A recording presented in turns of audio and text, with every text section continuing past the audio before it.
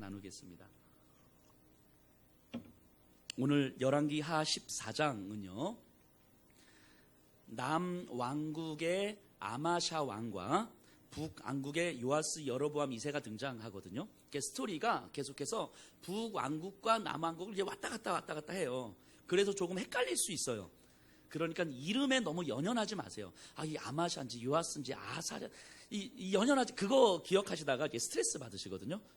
그러니까 그런 거 기억하지 마시고요. 그냥 사람 이름은 기억 안 하셔도 되는데 이야기가 어떻게 흘러가고 있는지, 그리고 이 이야기를 당시에 바벨론 포로로 잡혀있는 이스라엘 백성들은 어떻게 들었을지를 좀 생각하면서 성경을 읽고 또 설교를 들으시면 됩니다.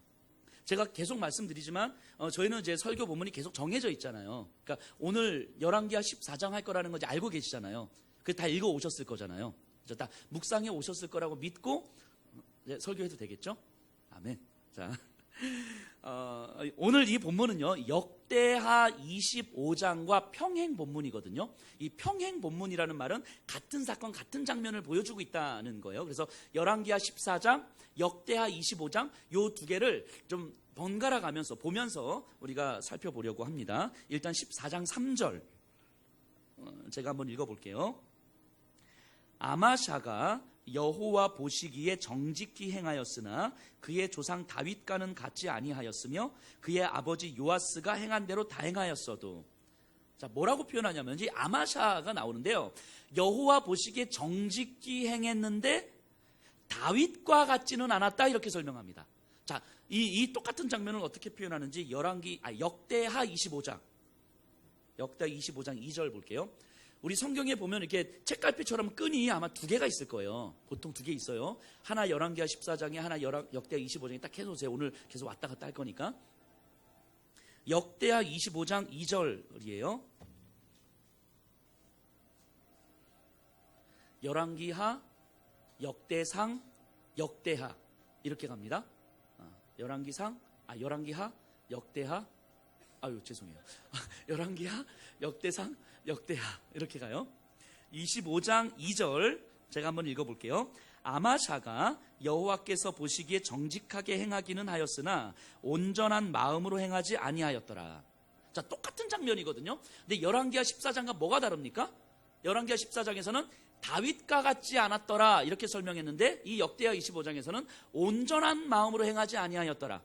앞에는 똑같은데 여호와 보시기에 정직히 행하였으나. 자, 그럼 우리가 이렇게 생각해 볼 수 있죠. 다윗은 온전한 마음으로 행했었다라고 우리가 생각해 볼 수 있죠. 다윗은 온전한 마음으로 행하였는데 이 아마샤는 온전한 마음으로 행하지 않았다. 그래서 다윗과 같지 않았다. 우리가 이렇게 생각해 볼 수 있어요. 자, 그러면 이 다윗의 삶을 한번 보세요. 다윗이 평생 온전하게 하나님 앞에서 행하였는데 평생 죄도 짓지 않고 하나님 앞에서 완전히 순종한 삶을 살았던가요? 다윗이? 그렇지 않잖아요. 다윗은 간음도 했고요, 살인도 했고요, 하나님을 신뢰하지 못해서 인구조사도 해서 이제 재앙도 받았어요. 그 다윗은 오늘날에 있었으면 이 전자 발찌 찼을 거예요. 다윗은 이게 좋은 삶이 아니었거든요. 근데 그럼에도 불구하고 다윗을 향하여서 온전히 행했다라고 말하는 이유가 뭘까? 이제 이 생각을 해봐야 되겠죠. 그 이유는 아마도 하나님 앞에서 자신을 돌아볼 줄 알았기 때문일 거예요. 죄를 지은 후에 하나님의 말씀이 들려올 때에 그 말씀을 듣고 그 말씀에서 자신을 돌아보아 회개할 줄 알았던 거예요.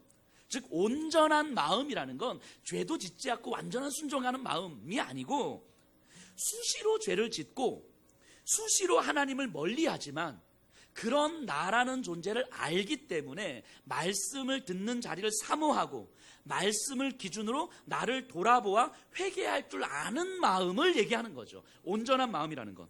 그래서 성경을 삶의 기준으로 삼을 수 있는 믿음과 성경으로부터 멀어지려고 하는 우리의 삶을 끊임없이 성경으로 다시 잡으려고 하는 그 온전함, 이 몸부림, 이것이 이제 온전한 마음인 거죠. 자, 그렇게 본다면 이 아마샤를 이제 소개하는데 정직히 행하였으나 다윗과 같지 않아 온전하지 않았더라. 그럼 아마샤는 말씀에 순종은 하는데 이 뭔가 좀 부족한 거예요. 이 부족한 게 뭔지를 이제 오늘 우리가 본문을 통해서 찾아내야 되는 거죠. 이걸 찾아내면 이게 오늘날 우리들의 신앙의 모습일 수도 있겠구나 라고 우리가 좀 생각할 수 있지 않을까 싶어요. 자, 4절 봅니다. 14장 4절. 오직 산당들을 제거하지 아니하였으므로 백성이 여전히 산당에서 제사를 드리며 분향하였더라. 자, 산당을 제거하지 않았다라고 이야기합니다. 자, 남왕국에게 있어서 산당은 제가 여러 번 말씀드렸지만 정치적인 문제였다라고 말씀을 드렸어요. 예루살렘 성전을 중심으로 제사를 드려야 하는데, 그래서 하나님께서 산당을 치우라고 이제 말씀을 하셨는데, 각 지역에 흩어져 있는 백성과 그 지도자들은 이제까지 그 전에 계속 하던 대로 굳이 예루살렘까지 먼 길을 오지 않고 지역에 있는 산당에서 예배를 드렸단 말이에요. 하나님께 예배를 드렸단 말이에요. 이방신에게 제사를 드린 게 아니라. 근데 가까운 곳에서 이제 자기들이 편리한 방식으로 예배를 드린 거죠. 그러니까 이 왕의 입장에서 보면 산당을 제거하는 것은 각 지역의 백성들과 정치 지도자들과의 정치적 마찰을 각오해야 되는 일이었던 거예요. 그러니까 이 정치적으로 굉장히 부담스러운 일인 거죠. 산당을 제거하는 것은. 그래서 실제로 남왕국의 왕들은 산당을 제거하기를 계속해서 꺼려합니다. 이 아마샤도 마찬가지인 거죠. 정치적 부담을 지고 싶지 않은 거예요. 하나님의 말씀을 듣고 순종하기는 하나, 그럼에도 불구하고 현실적인 정치적인 부담은 지고 싶지 않은 거예요. 이 사이에서 갈등을 하는 거죠. 실제로 남왕국의 왕들이 이제 20명의 왕이 나오는데, 그 중에서 산당을 제거하는 왕은 딱 두 왕밖에 없어요. 히스기야 왕과 요시야 왕. 우리가 이제 나중에 살펴볼 건데, 이 막판에 종교 개혁을 일으켰던 이 두 왕 외에 18명의 왕은 산당을 제거하지 않습니다. 어쨌든 아마샤도 그 중에 한 명이에요. 그런데도 불구하고 아마샤는 하나님의 말씀을 잘 따라요. 자, 5절에서 7절인데요. 5절, 6절, 7절을 제가 한번 읽어볼게요. 나라가 그의 손에 굳게 섬에 그의 부왕을 죽인 신복들을 죽였으나 왕을 죽인 자의 자녀들은 죽이지 아니하였으니 이는 모세의 율법책에 기록된 대로 함이라. 곧 여호와께서 명령하여 이르시기를 자녀로 말미암아 아버지를 죽이지 말 것이요 아버지로 말미암아 자녀를 죽이지 말 것이라. 오직 사람마다 자기의 죄로 말미암아 죽을 것이니라 하셨더라. 아마샤가 소금 골짜기에서 에돔 사람 10,000명을 죽이고 또 전쟁을 하여 셀라를 취하고 이름을 욕두엘이라 하였으니 오늘날까지 그러하니라. 갑자기 이렇게 아버지 자녀 이렇게 얘기 나오는데, 자, 이 아마샤의 아버지가 요아스인데요. 이 요아스는 살해를 당했어요. 그러니까 왕이었는데 그의 신하들에게 반란으로 죽임을 당했거든요. 그러자 이제 이 아마샤가 자신의 왕권이 어느 정도 안정이 되자 자신의 아버지를 죽인 자들을 이제 처형을 하는 거예요. 자, 상식적으로 생각을 해보세요. 왕을 죽였잖아요. 반란을 저질렀잖아요. 자, 반란죄는 어떻게 처형합니까? 3족을 멸하잖아요. 3족을. 이 고대 근동 지방에서는 더 했죠. 3족이 아니라 사돈의 8촌, 사돈의 9촌, 사돈의 10촌까지 찾아가서 멸하는 거예요. 이 반란죄는요. 자, 그런데 이 신명기에서 하나님은 뭐라고 말씀하셨냐면, 아버지가 지은 죄는 아버지만 처형하고 자녀에게 물려주지 마라. 자녀들이 지은 죄는 자녀들만 처형하고 그 아버지가 연대 책임을 지지 않는다. 이렇게 말씀하셨단 말이에요. 그러면 자신의 아버지 요아스 왕을 죽인 자들을 잡아서 처형을 하는데, 이 반란죄이기 때문에 이 3족을 멸해야 되는데, 그게 아니라 그 반란을 한 요 사람들만 처형하는 거예요. 지금 아마샤가 이러고 있는 거거든요. 이게 당시 이 시대에서는요, 이거는 말이 안 되는 거잖아요. 그러니까 하나님의 말씀은 굉장히 획기적인 거예요. 그러니까 모든 사람은 다 각자가 하나님 앞에 개별자로 서 있는 존재인 거지, 아버지를 통해서 서고 할아버지 통해서 서고 목회자를 제사장을 통해서 서고 이러지 않는다는 거예요. 한 사람 한 사람은 각자가 하나님 앞에서 개별자로 선단 말이죠. 그러니까 이 하나님의 말씀은 당시에는 굉장히 혁명적이고 획기적인 이야기인 거예요. 당시의 왕으로서는 이 처형을 담당하는 사람으로서는 상상하기 힘든 일인 거죠. 그런데도 아마샤는 그 반란을 저지른 그 사람들만 처형합니다. 왜요? 하나님의 말씀에 따라서요. 그러니까 그만큼 아마샤는 하나님의 말씀을 듣고 하나님의 말씀에 따라가는 거예요. 당시의 시대적 상식을 벗어날 정도로 아마샤가 그러고 있어요. 그러니까 이 6절은 아마샤가 하나님의 말씀을 잘 따르고 있음을 보여주는 단적인 모습인 거죠. 그리고 이 7절에서 보면요, 아마샤가 에돔을 쳐요. 에돔을 공격합니다. 그래서 에돔과의 전쟁에서 승리했다고 기록해요. 이 에돔은 이 이스라엘의 속국이었는데 이 정치적인 혼란을 틈타서 계속해서 이 유다를 공격하면서 막 벗어나려고 하는 거예요. 그러니까 이 아마샤가 이거 내가 다시 한번 내가 본때를 보여줘야 되겠다 하면서 군대를 딱 동원해가지고 에돔을 딱 이렇게 치는 장면, 공격해서 이기는 장면이에요. 근데 이 에돔을 공격하는 장면이 이 역대하 25장에서 나오거든요. 그때 그 역대하 25장에서 좀 더 자세하게 나오는데 어떻게 나오냐면, 아마샤가요, 에돔과 전쟁을 하기 위해서 30만 명을 준비합니다. 어마어마하게 많은 군대를 동원한 거예요. 30만 명을. 그리고 이것도 모자랄 거라고 불안했는지 이 북이스라엘 요아스 왕에게 요청을 해서 용병 10만 명만 보내주십시오 하고 은 100달란트를 줘요. 그러니까 은 100달란트를 주고 용병 10만 명을 데리고 옵니다. 은 100달란트라고 하면 이게 환산이 안 돼요. 왜냐하면 그때하고 오늘날하고 시대가 완전히 다르고 이 달란트가 무게 단위이기 때문에 환산이 안 되는데, 그냥 대략 시대적 상황과 이 시세를 고려해서 보면 오늘날로 따지면 이렇게 이야기해요. 은 100달란트면 보통 한 300억, 오늘날에 300억, 적게 잡으면 200억 요 정도라고 봐요. 그럼 이 은 100달란트 한 적게 잡아도 200억 정도의 돈을 주고 10만 명의 용병을 사는 거예요. 왜냐하면 이 200억이라는 돈을 주어도 전쟁에서 이기면 그 이상으로 나에게 유익이 오기 때문에 그것까지 하는 거죠. 자, 그런데 한 선지자가 이 아마샤에게 와서 왕이여, 이 전쟁은 하나님이 하시는 전쟁인데 왜 하나님을 알지도 못하고 하나님으로부터 불순종한 저 북이스라엘의 군대를 데리고 와서 전쟁을 합니까? 이게 아무리 군대가 많아도 왕은 질 것입니다. 그러니까 이스라엘 용병들은 돌려보내고 하나님께서 어떻게 전쟁을 하시는지 지켜보십시오 라고 이야기를 해요. 자, 그럼 아마샤에게는 이제 두 가지 고민이 생기는 거죠. 하나는 용병을 돌려보내면 내가 전쟁에서 이길 수 있을까? 하고 이미 은 100달란트를 줬는데 줬다 뺏을 수는 없고 이거 어떡하지? 이런 고민이 생기는 거죠. 자, 역대하 25장 가서 볼까요? 역대하 25장 9절입니다.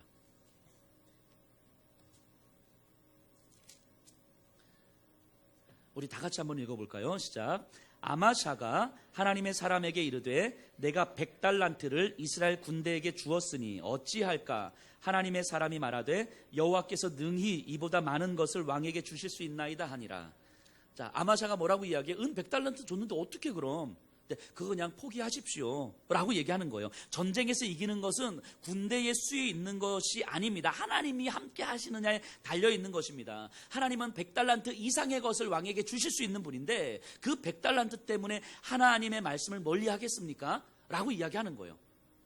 근데 아마샤가요, 이 말씀에 순종해요. 그래서 10만 명을 돌려보냅니다. 은 100달란트를 포기하는 거예요. 200억을 포기하는 거예요. 200억을. 오, 그죠? 이 정도면 엄청난 거 아니에요? 아마샤 입장에서 보면요. 포기하고, 왜냐니까 하나님께서 이 전쟁에서 이기게 하신다고 하니까, 이 전쟁에서 이기면 그 이상의 것을 얻을 수 있을 거라고 하니까. 자, 여기까지 보면요, 아마샤가 잘하고 있어요. 괜찮습니다. 그리고 이 아마샤의 의도를 오해할 만한 어떤 여지도 없어요. 그런데 그 이후에 예상치 못한 일들이 벌어집니다. 자, 25장 계속해서 좀 볼게요. 25장 14절에서 16절을 제가 한번 읽어볼게요. 에돔과의 전쟁에서 이겼어요. 아마샤가 에돔 사람들을 죽이고 돌아올 때에 세일 자손의 신들을 가져와서 자기의 신으로 세우고 그것들 앞에 경배하며 분향한지라. 그러므로 여호와께서 아마샤에게 진노하사 한 선지자를 그에게 보내시니 그가 이르되 저 백성의 신들이 그들의 백성을 왕의 손에서 능히 구원하지 못하였거늘 왕은 어찌하여 그 신들에게 구하나이까? 선지자가 아직 그에게 말할 때에 왕이 그에게 이르되 우리가 너를 왕의 모사로 삼았느냐? 그치라. 어찌하여 맞으려 하느냐 하니 선지자가 그치며 이르되 왕이 이 일을 행하고 나의 경고를 듣지 아니하니 하나님이 왕을 멸하시기로 작정하신 줄을 아노라 하였더라. 자, 어떤 일이 벌어집니까? 에돔에서 이겼잖아요. 근데 세일의 신들, 즉 에돔의 신들인데 그 신들, 이게 신상들이겠죠. 신상들이 여러 개가 있는데 이게 매력적으로 보였었나 봐요. 그래서 그 신상들을 가지고 옵니다. 예루살렘으로. 그리고 그 신상들을 경배하고 분향하고 절했다라고 이야기를 하는 거예요. 그래서 하나님의 사람이 선지자가 와서 도대체 어떻게 이렇게 합니까? 라고 했을 때 그 전에 아마샤는 선지자의 말을 들었잖아요. 200억을 포기하라고 했을 때 포기했잖아요. 근데 이제는 그 말을 그 선지자가 어떻게 해서 이렇게 합니까? 라고 했더니 내가 너를 언제 우리의 모사로 삼았느냐? 너 진짜 맞을래 너? 위협을 하는 거예요. 이러면서. 그러자 이 선지자가 왕이 이 말을 듣지 않는 것은 하나님께서 왕을 버리셨기 때문이다. 하나님께서 왕을 멸하시려고 작정하셨습니다. 라고 이야기하고 갑니다. 자, 생각해 보세요. 에돔과 전쟁을 하기 전에 아마샤, 그리고 아버지를 죽인 자들을 처형할 때의 아마샤하고는 완전히 다른 모습이잖아요. 그 앞에까지는 진짜 괜찮았는데, 근데 어떻게 이게 가능할까? 그럼 우리는 이 지점에서 다시 생각해 봐야 되는 거예요. 아마샤의 순종, 아마샤가 하나님의 말씀 앞에 순종한 것이 진짜 순종이었는지, 진짜 신앙이었는지를 한번 다시 봐야 될 필요가 생기는 거죠. 아마샤가 변해서 그런 건지, 아니면 처음부터 아마샤가 그러지 않았는데 이 순종에 다른 의미가 있는 것인지는 우리가 생각해 봐야 되는 거죠. 자, 우선 먼저 생각해 봐야 될 것은 뭐냐면, 이 에돔의 신들이 에돔을 지키지 못했잖아요. 아마샤에게 졌잖아요. 그러니까 만약에 에돔이 이겼으면, 아마샤가 졌으면 에돔의 신이 대단하다 뭐 이렇게 할 텐데, 이 졌잖아요. 쟤네들이 졌잖아요. 근데 진 나라의 그 에돔의 신들을 데리고 와서 경배하는 거예요. 왜 그랬을까요? 왜? 내가 이긴 나라의 신을 데리고 온 거예요. 이 보기에 좋았을 것 같아요. 보기에 매력적이었을 것 같아요. 그러니까 눈에 보이는 거죠. 즉, 그것을 내가 열심히 믿으면 하나님이 채워주지 못할 삶의 영역을 채워줄 거라고 믿었을 거예요. 그러니까 기본적으로 하나님은 믿지만, 그럼에도 불구하고 내 삶과 내 마음은 여전히 안정이 되지 않는데, 평안하지 않는데, 내 마음을 만족시켜줄 그 무언가가 필요했던 거죠. 자, 하나님을 믿고는 있는데, 기본적으로 내 신앙은 여호와 하나님을 믿는 신앙인데, 그럼에도 불구하고 내 삶에서 이 만족이 안 되는 거야. 안정이 안 되는 거죠. 그랬을 때 다른 무언가가 필요한 거죠. 그때 에돔의 신들이 딱 보인 거죠. 하나님이 나를 이기게 해주셨고, 기본적으로 내 신앙은 하나님이지만 그 하나님이 채워주지 못할 것 같은 내 삶의 결핍과 불안함들을 저런 것들이 채워줄 수 있겠구나. 마치 돈하고 똑같은 거예요. 돈. 여기 계신 분들이 자녀들에게 가르칠 때, 야, 너 무조건 돈을 많이 벌어야 된다. 너 진짜 돈 많이 벌어야 돼, 너. 이렇게 가르치시지 않으시죠? 마음은 그렇지만. 그죠? 마음은 그렇지만 아이들한테 그렇게 가르치지 않으시죠? 왜냐면 속물처럼 보이고, 그러니까. 자, 근데 생각해 보세요. 왜 아이들한테 너 무조건 돈을 벌어야 된다. 돈이 진짜 전부다. 돈이 최고다. 이렇게 가르치지 않는 이유가 뭐예요? 진짜 돈이 전부가 아니라는 걸 알기 때문인 거죠.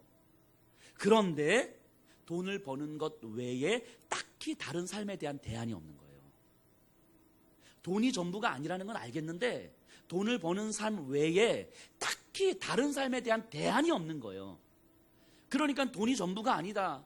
너 성적이 전부가 아니다. 너 대학이 전부가 아니다. 라고 말은 하지만 사실은 우리의 일상은 그것이 전부인 것처럼 가는 거예요. 돈이 전부가 아니라고 이야기했던 엄마 아빠가 돈이 없으면 맨날 싸워. 이게 이제 아이들에게 보여지는 모습 아니겠습니까? 그러니까 내가 가진 것의 크기, 내 소유의 크기로 나를 설명하는 것에 익숙해져 있는 거예요. 내가 얼마나 많이 가지고 있느냐로 나를 설명하는 것에 익숙해져 있는 거죠. 우리가 우리 자신을 설명할 수 있는 방법은 내가 살아야 될 이유인 거잖아요. 내 존재의 목적이어야 되는 거잖아요. 내가 무엇 때문에 살고 있는가, 이것이 나를 설명할 수 있는 설명할 수 있는 거여야 되는데, 내가 살아가야 될 이유, 내 존재의 목적이 아니라 내가 얼마나 많이 가지고 있는가, 내가 얼마나 많은 공부를 했는가, 내 자녀들이 얼마나 많이 성공했는가, 내 소유의 크기로 나를 설명하는 것에 우리는 너무 익숙해져 있는 거죠. 그래서 내 소유의 크기가 작으면 나도 모르게 위축되는 거고, 내 소유의 크기가 크면 나도 모르게 어깨가 으쓱 올라가는 거고, 우리는 그런 삶에 너무 익숙해져 있는 거죠. 그래서 하나님은 기본적으로 믿지만, 이게 우리의 전제인 거죠. 저는 하나님을 믿어요. 하지만 하나님이 채워주지 못할 구체적인 삶의 문제를 내 소유로 채우고 싶은 거죠. 그래서 어느 순간 채우고 싶은 내 삶에 하나님이 필요해지는 거죠. 하나님을 예배하고 하나님을 경배하는 것이 아니라 채워야 할 내 삶에 하나님이 필요해지는 거죠. 이게 아마샤가 에돔의 신들을 가지고 온 이유 아닙니까? 제 친구 중에 한 명은 서울대 의대를 나와서 지금 이비인후과 개인 병원을 차려서 이비인후과 원장을 지금 하고 있거든요. 제가 아직은 좀 어리잖아요. 아직은. 근데 제 연령대에 서울에서 이비인후과 원장을 하면 그래도 나름 괜찮은 거 아니겠어요? 돈도 잘 버는 것 같아요. 그 친구는 이제 교회를 다녀요. 뭐 자주 만나진 못하는데 그래도 이렇게 한번 얼굴을 보면 그 친구가 예전에 이런 얘기를 해요. 야, 여 목사, 왜? 나 미칠 것 같아. 미칠 것 같아요. 이 친구가 하루 종일 하는 게 뭔지 아세요? 사람을 귓구멍 쳐다보고 콧구멍 쳐다보고 입구멍 쳐다보고 하루 종일 귓구멍 콧구멍 입구멍 귓구멍 콧구멍 입구멍. 그러다가 한번 편도가 부었네요.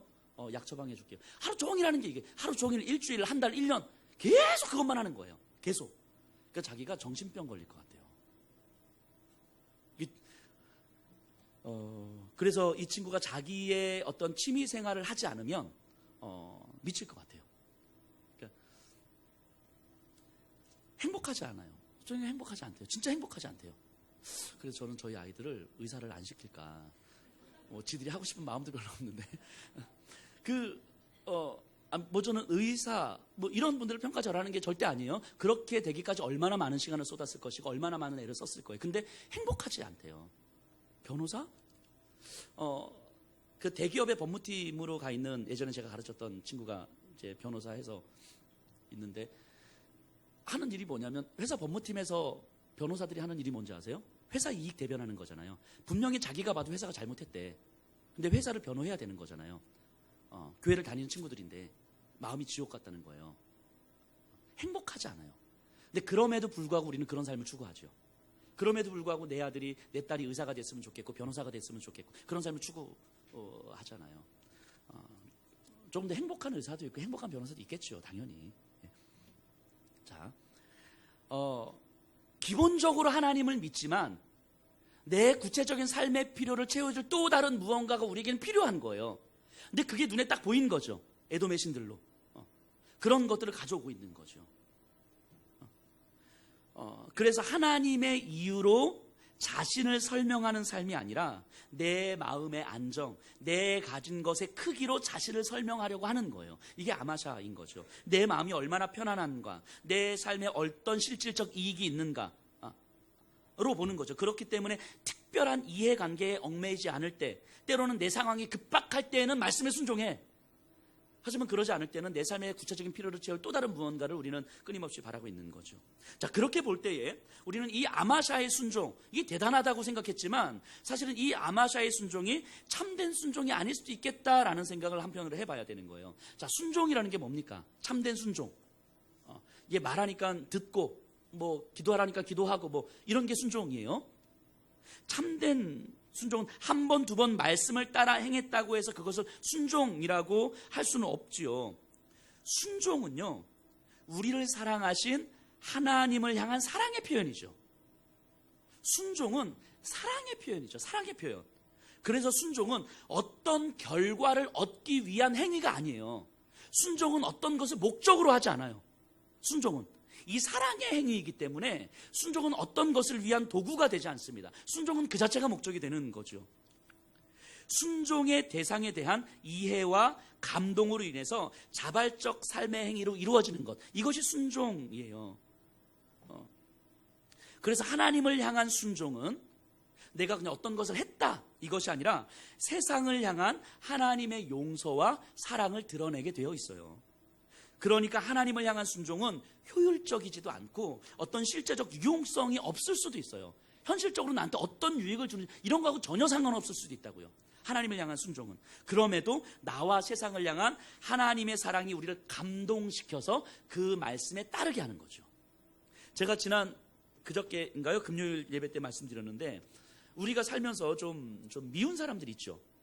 미운 사람들, 좀 주는 거 없이 미운 사람들도 있지만 진짜 미운 짓 해서 미운 사람들 있잖아요.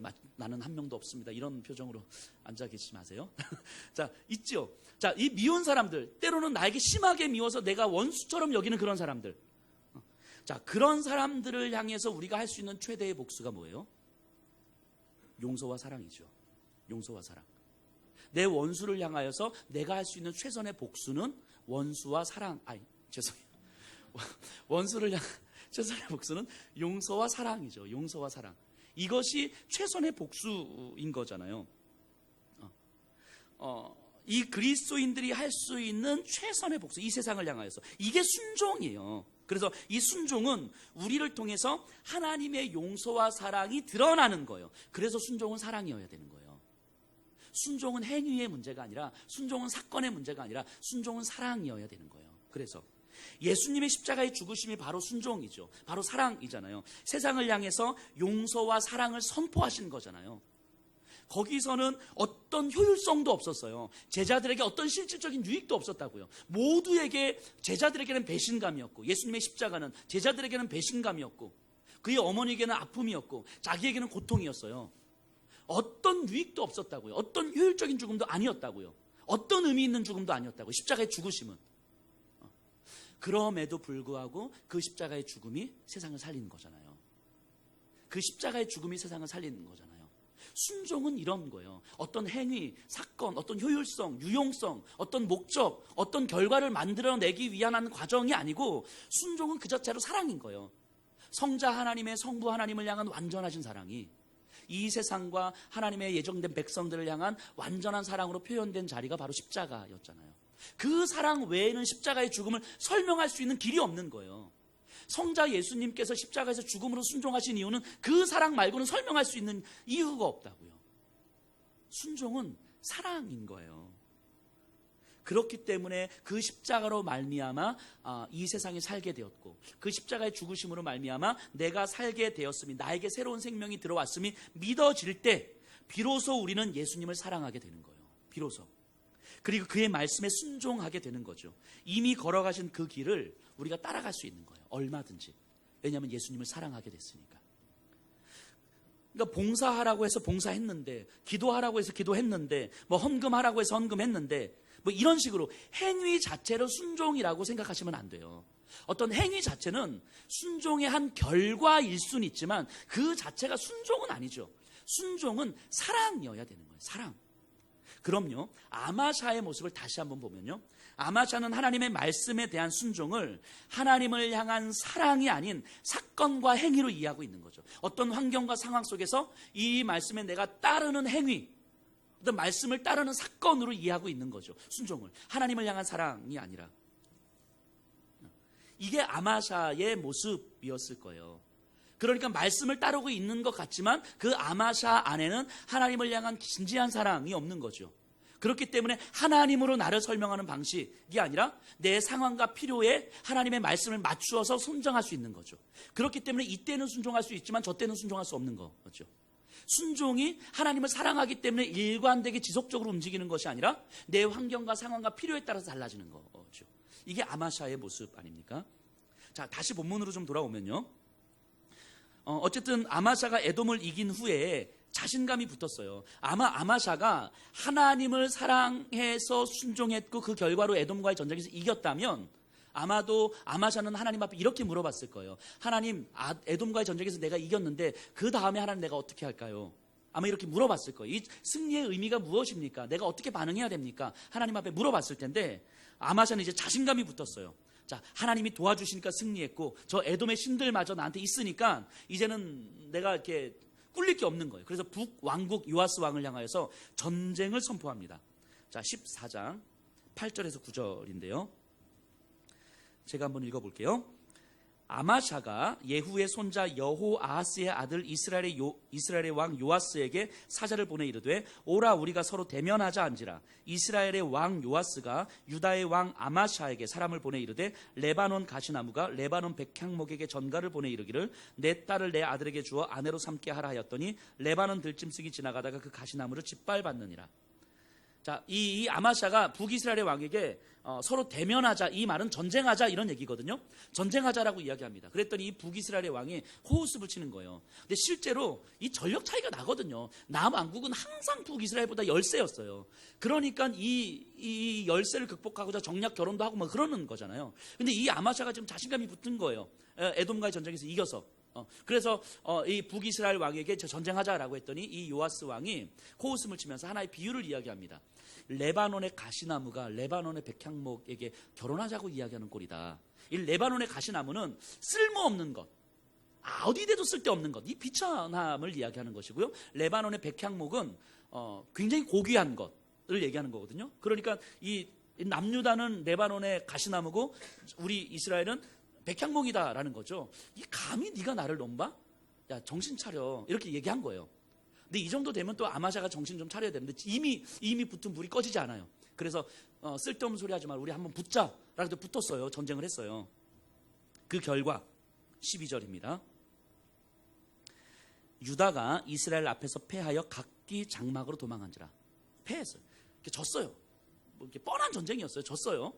그런데 그냥 진 게 아니라 그 이후 내용을 보면 예루살렘까지 치고 들어온 거예요. 성까지. 그래서 성벽의 일부를 무너뜨리고 아마샤 왕과 일부 사람을 잡아갑니다. 포로로. 이 아마샤의 이 혈기가 모든 것을 잃게 만들었어요. 그리고 아마 그 잡아간 요아스 왕, 북이스라엘의 왕이 죽자 아마샤가 다시 돌아왔을 때 이미 왕권은 상실됐죠. 이미 왕권은 상실돼서 아마도 아마샤의 아들 아사랴, 우시야라고 하는 아사랴가 이제 왕이 돼서 섭정을 하다가 이제 왕권이 넘어간 것 같아요. 어쨌든 모든 걸 다 잃었어요. 아마샤는. 그리고 그의 죽음, 아마샤의 죽음도 볼게요. 19절. 예루살렘에서 무리가 그를 반역한 고로 그가 라기스로 도망하였더니 반역한 무리가 사람을 라기스로 따라 보내 그를 거기서 죽이게 하고. 어떻게 죽어요? 자기 아버지처럼 반역으로 죽습니다. 자기 신하들에서 반역으로 죽어요. 이런 아마샤가 이제 끝났어요. 이제. 근데 이런 장면을 보면서 한편으로는 어떤 생각이 드냐면, 그래도 아마샤는 말씀에 순종하려고는 했잖아요. 이 모습이 좀 이렇게 좀 우리가 볼 때는 진짜 신앙 참된 순종이 아니었구나라고 해도 순종하려고 했잖아요. 북이스라엘의 요아스 왕 생각해보세요. 얘는 더 나쁜 왕이거든요. 아마샤에 비하면 얘는 훨씬 나쁜 왕이에요. 아마샤는 그래도 덜 나쁜 왕이죠. 근데 덜 나쁜 왕인 아마샤는 패하고 비참하게 죽고, 더 나쁜 왕인 요아스는 승리하고 평안하게 죽잖아요. 이런 장면 보면 조금 억울하죠. 그래도 좀 더 나쁜 왕이 더 패배하고 덜 나쁜 왕이 좀 승리해야 되는데, 우리도 그런 생각하지 않습니까? 하나님을 믿지 않는 사람들의 어떤 성공과 하나님을 믿는 사람들의 실패 앞에서 때로는 이렇게 우리가 좀 때로는 억울해하기도 하고 그러지 않습니까? 그래서 오늘 이런 부분에 대해서 더 나쁜 사람들의 성공과 덜 나쁜 사람들의 실패, 하나님을 믿지 않는 사람들의 성공과 하나님을 믿는 사람들의 실패를 우리가 어떻게 봐야 될 것인가에 대해서 오늘 이 본문과 설교를 통해서 이야기하려고 했으나, 그것까지 이야기하면 시간이 너무 많이 걸릴 것 같아서 이 주제에 관련된 이야기는 10월 달에 말씀 사경회를 하거든요. 근데 그때 하박국서 강해를 해요. 하박국서의 주제가 바로 이 주제거든요. 그래서 그때는 3일 동안 이 주제를 심층적으로 다룰 거예요. 그러니까 10월 달까지 기다리셔요. 자, 오늘 우리가 이 아마샤의 모습에 다시 한번 집중해서 보면요. 우리가 오늘 좀 다시 한번 진작에 고민해 봐야 되는 건 뭐냐면, 이 아마샤의 신앙이에요. 아마샤의 신앙이 좀 말씀에 순종하는 신앙 같지만 그럼에도 뭔가 문제가 있음을 우리가 봤어요. 아마샤가 갖고 있었던 이 영적 무지, 신앙적 오류가 무엇인지를 이제 생각해 봐야 되는 거죠. 이제 아마샤와 또 그 이전에 우리가 살펴봤던 남한국 왕들의 모습을 보면서 이런 생각을 해보게 됩니다. 여호와 하나님을 믿는 것과 신을 믿는 건 다르다는 걸 알아야 돼요. 그렇죠? 이 신, 초월적 존재인 어떤 신을 믿는 것과 여호와 하나님을 믿는다는 건 다르다는 걸 알아야 돼요. 이것을 분별하지 못하면 신앙에 매우 큰 오류에 빠지게 돼요. 아마샤는요, 여호와 하나님을 알았지만 정작 그분을 믿는 것이 아니라 여호와라 이름하는 신을 믿었던 거죠. 여호와라 이름하는 신을. 자, 여호와 하나님을 믿는다는 것은요, 가장 우선적으로 여호와 하나님이 어떤 분인지를 아는 것으로 시작하는 거예요. 모든 신앙의 출발은 여기입니다. 하나님을 믿는다가 아니라 하나님이 어떤 분이신지를 아는 거예요. 우리가 예수님을 믿는다가 중요한 게 아니에요. 예수님이 우리의 죄를 위해서 십자가에 죽으시고 부활하신 하나님의 아들이십니다를 믿는 게 중요한 거죠.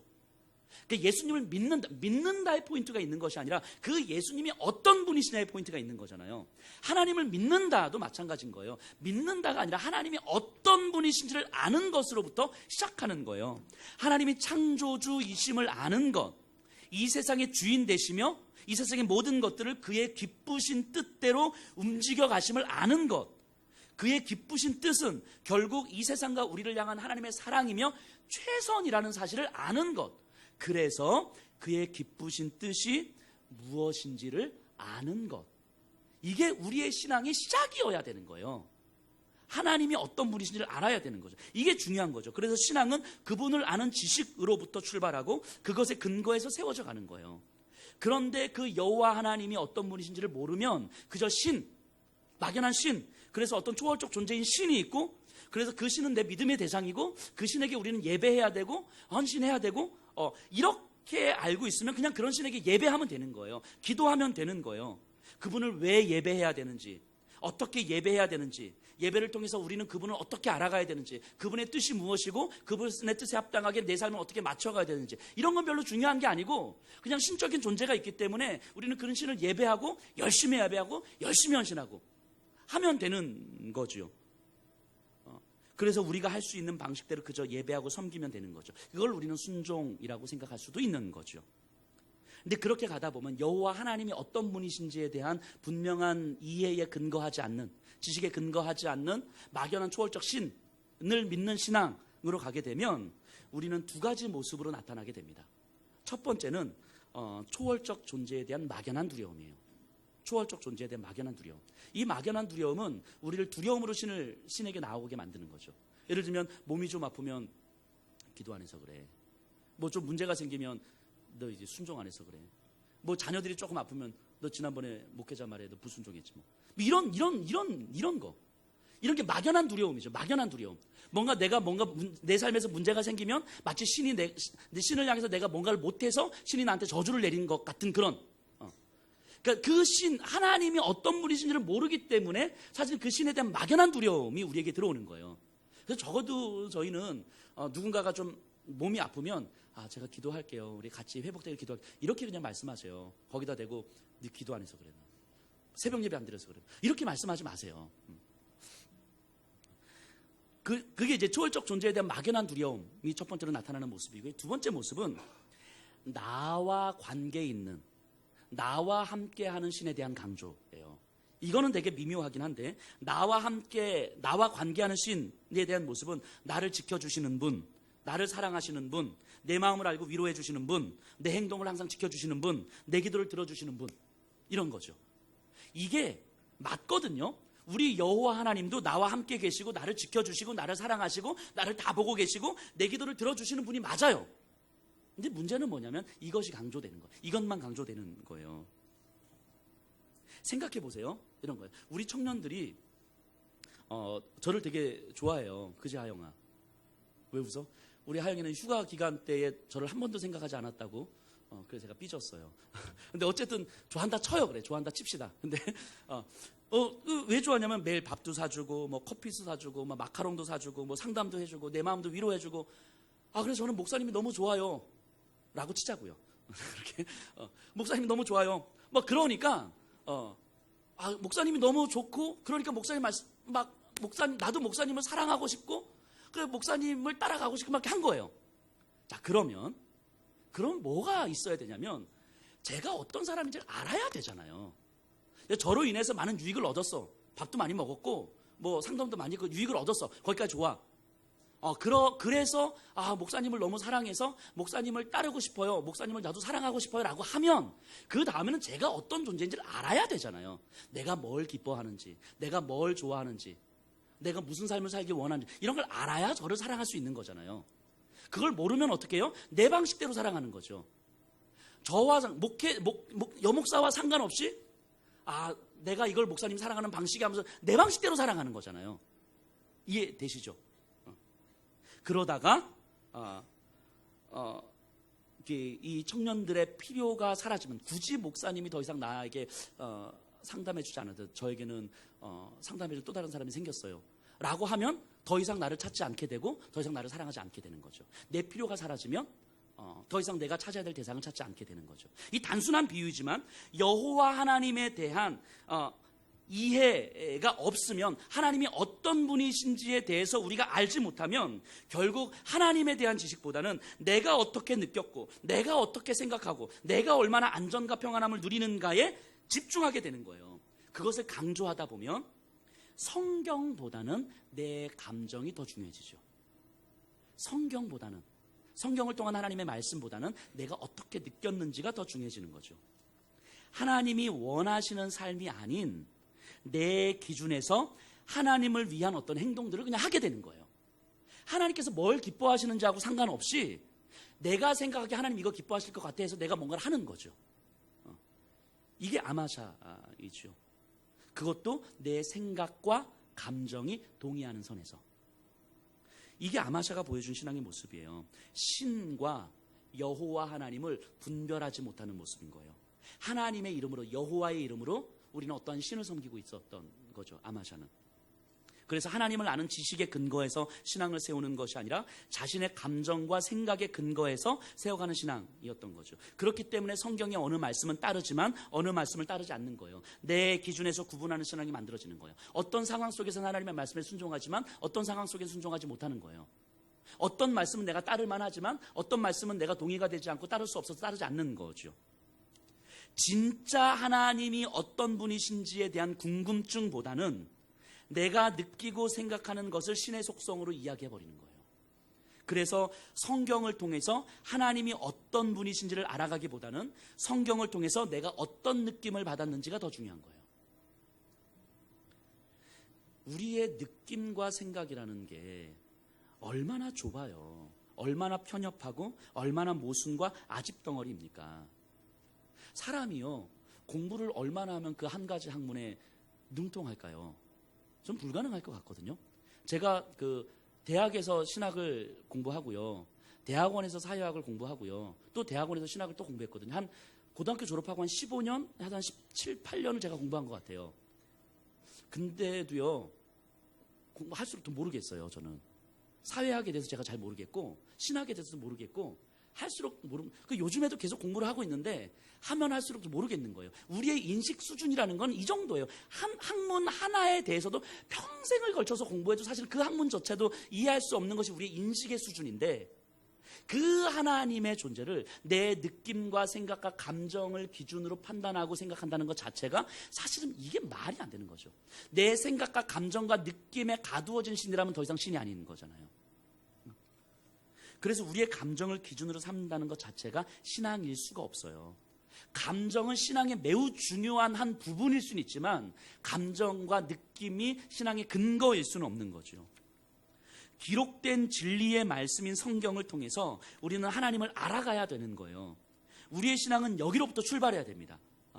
성경을 진리로 받아들이는 것, 그리고 성경의 기록이 사실임을 받아들이는 것, 그리고 성경으로부터 하나님이 어떤 분이신지를 배워가는 것, 그 하나님이 내 삶에서 어떻게 실제로 일하시는지를 경험하는 것, 그래서 우리를 향한 하나님의 그 용서와 사랑이 나에게 감동이 되고, 그래서 나로 하여금 하나님을 어떻게 사랑하게 만드는지를, 하나님은 내가 하나님을 어떻게 사랑하게 만드는지, 예수 그리스도를 어떻게 사랑하게 만드는지를 고백할 수 있어야 되는 거예요. 하나님의 근거해서. 그렇게 신앙을 훈련하지 않으면 우리는 어느 순간 뜨겁게 타올랐다가도 어느 순간 확 식어버리기도 하고, 또 내 삶의 필요, 내 느낌과 감정과 생각에 따라서 돌아서기도 하는 거예요. 결국 내가 중심이 되는 거죠. 내가 중심이 되는 건 그 자체가 신앙이 아니죠.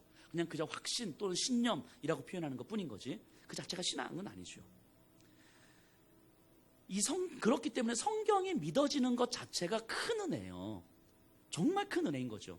이 믿어지지 않는 사람에게는요, 성경을 아무리 강요하고 아무리 설득해도요, 이건 되지 않아요. 그건 강요해서 될 문제가 아니거든요. 믿어져야 되는 문제거든요. 그런데 성경이 믿어지는 은혜를 받고서도 성경을 통해서 하나님을 알아가지 않는다면 이것이 얼마나 우리가 은혜를 저버리는 모습이에요. 이 은혜를 받고서도 성경을 통해서 하나님을 알아가지 않는다면 우리가 얼마나 우리가 받은 은혜를 소홀히 여기고 있는 모습이에요. 하나님을 무시하는 거예요. 이게 이 은혜를 받고서도 성경을 읽으면서 그냥 내 느낌만 읽으면서 이런 느낌이에요, 이런 감동이에요, 이런 것만 가지고 있다면 이것이 얼마나 우리가 받은 은혜를 소홀히 여기고 있는 모습이겠냐고요. 성경을 통하여서 우리가 그래서 이 열왕기 이 남의 나라 역사를 이렇게 꼼꼼하게 공부하는 이유가 뭡니까? 이 성경을 통하여서 하나님께서 무엇을 말씀하시고 하나님은 어떤 분이신지를 알아가고 이 하나님에 대한 말씀이 우리의 삶에서 어떻게 내 삶의 기준이 되는지를 깨닫도록 하기 위함이잖아요. 그래서 말씀을 통하여서 하나님을 배우고 그 하나님이 어떤 분이신지를 깨닫고 그 하나님의 기쁘신 뜻이 무엇인지를 우리에게 알려주실 때에 그 말씀이 내 삶의 근거가 되고 내 삶의 기준이 돼서 때로는 내가 감정적으로 동의하지 않고 생각으로 동의하지 않고 내 삶과 환경이 지치고 힘들고 무력해져 있다 할지라도 그럼에도 불구하고 내 삶의 기준이 그 하나님의 말씀이고 하나님에 대한 지식이고 하나님의 기쁘신 뜻이라는 것이 우리에게 믿어져서 그 길이 힘겨워도 한 걸음 갈 수 있는 거잖아요. 이것이 믿어져서, 그래서 예수님을 사랑한다고 우리가 고백하기 때문에 이 힘겨워 보이는 이 십자가의 길을 우리가 걸어갈 수 있는 거잖아요. 이것이 믿어져서 예수 그리스도를 우리가 사랑한다고 고백하기 때문에 나를 힘들게 만들고 나에게 원수와 같은 사람들을 향하여서 내가 용서와 사랑이라는 복수를 할 수 있는 거잖아요.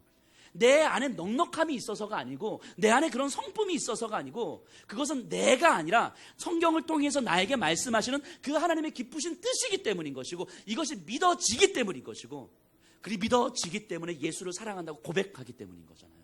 이것이 우리의 삶의 근거고 우리의 신앙의 근거인 거죠. 그래서 말씀에 대한 순종과 하나님의 비전을 향한 삶이라는 게 형편과 상황과 환경과 감정과 생각에 따라서 달라지는 것이 아니라 힘겨워도 걸어가는 거죠. 걸어가다가 못 걸어가면 하나님 앞에 죄송한 거예요. 주님 내가 연약해서, 주님 내가 힘이 없어서, 내 마음을 통제하지 못해서 하나님 내가 이 길을 아직까지 걸어갈 수가 없습니다. 주님 도와주십시오. 하나님 앞에 기도하는 거죠. 이게 우리의 신앙의 근거인 거죠. 하나님을 아는 지식인 거죠. 이것이 아니고서는 우리의 신앙은 결국 내가 중심이 될 수밖에 없는 거라고요. 결국 내 감정과 내 느낌과 내 생각과 내 환경과 내 상황 따라서 움직일 수밖에 없는 거라고요.